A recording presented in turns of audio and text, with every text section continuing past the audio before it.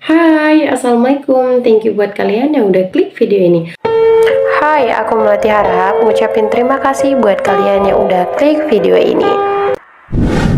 Oke, kasus kali ini berasal dari Kecamatan Tanara, Kabupaten Serang, Banten. Tepatnya itu di tanggal 30 Juli di tahun 2022.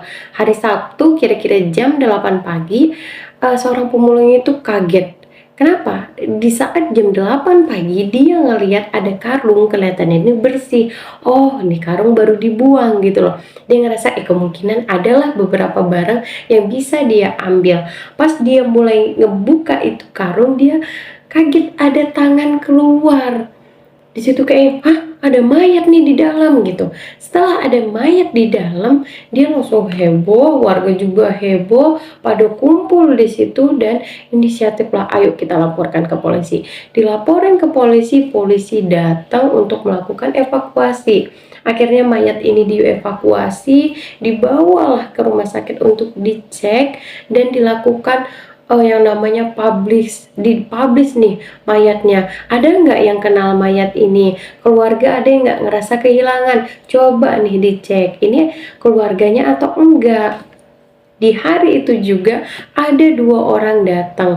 Mereka datang nih kayak ngecek ini keluarganya apa enggak. Di situ dilakukan beberapa tes dan akhirnya dinyatakan benar ini keluarga dia. Di situ keluarganya ngomong, mayat ini adalah mayat perempuan bernama Junaisi. Umurnya sekitar 37 tahun. Dan keluarganya juga ngomong, saya curiga nih yang melakukan pembunuhan ini suaminya. Kenapa? Karena dari karung itu kelihatan karung konveksi deh, tempat dimana suaminya kerja.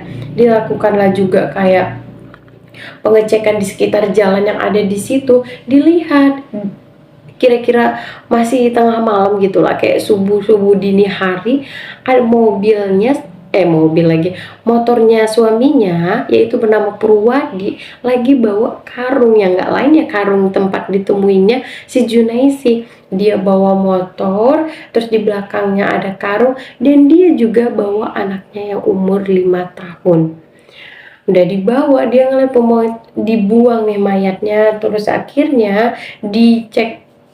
diceklah si Purwadi ini ke tempat dia kerja di konveksi itu, dan bos yang ada di situ ngomong, oh Purwadi udah resign, udah nggak kerja di sini lagi, dan dia juga kabur ngebawa 2 anaknya. Jadi Junaisi sama Purwadi ini punya 2 anak, satu umur 5 tahun dan yang satunya lagi 40 hari. Dilakukanlah pengejaran dan dapatlah si Purwadi ini. Setelah udah didapat, diinterogasi, kenapa kamu bisa ngebunuh istri kamu? Si Purwadi ngomong, jadi di tanggal 29 di hari Jumatnya itu, anak mereka yang umur 40 hari nangis-nangis tengah malam. Udah nangis-nangis tengah malam, dibangunin. Junaisi bangun gitu. Si Junaisinya nggak bangun. Anaknya nangis makin lama, dia tetap nggak bangun. Ternyata bangunnya tuh karena dia nggak mau bangun gitu loh, nggak mau nih dia ngasih anaknya ASI. Suaminya marah, kamu nih bangun. Tetap aja si Junaisinya ini nggak mau bangun.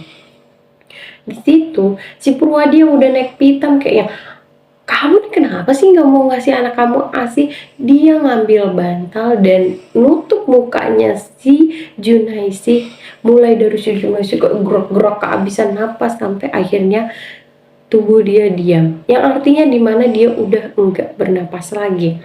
Dan saat proses si Purwadi ini ngebekap istrinya, itu anaknya umur 5 tahun ngeliat kejadian itu.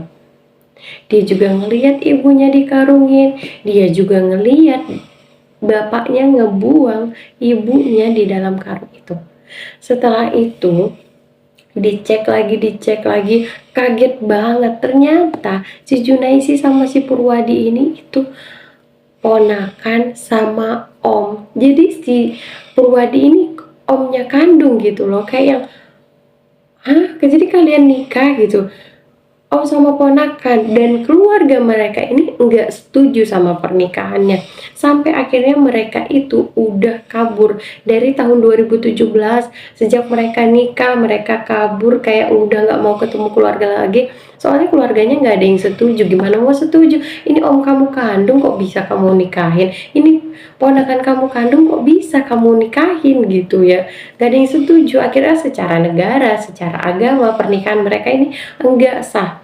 Dan didapatin juga lagi fakta kalau sebelum nikah sama Purwadi, Junaisi ini udah nikah sama laki-laki lain dan punya 2 anak. Ketika si Junaisi ini nih meninggal di umur 37 tahun, dia udah ninggalin 4 anak, 2 dari suami pertama dan 2 dari omnya. Kenapa sih gitu? Kok bisa cuma gara-gara asik si Purwadi ini ngebunuh Junaisi? Enggak, ternyata selama ini pernikahan mereka itu selalu berantem. Berantemnya kenapa? Karena si Junaisi ini selalu ngeluh, kamu tuh jadi suami nggak tanggung jawab banget sih, kamu tuh kenapa sih nggak bisa ngasih ekonomi yang baik. Jadi mereka itu selalu berantem masalah ekonomi lagi.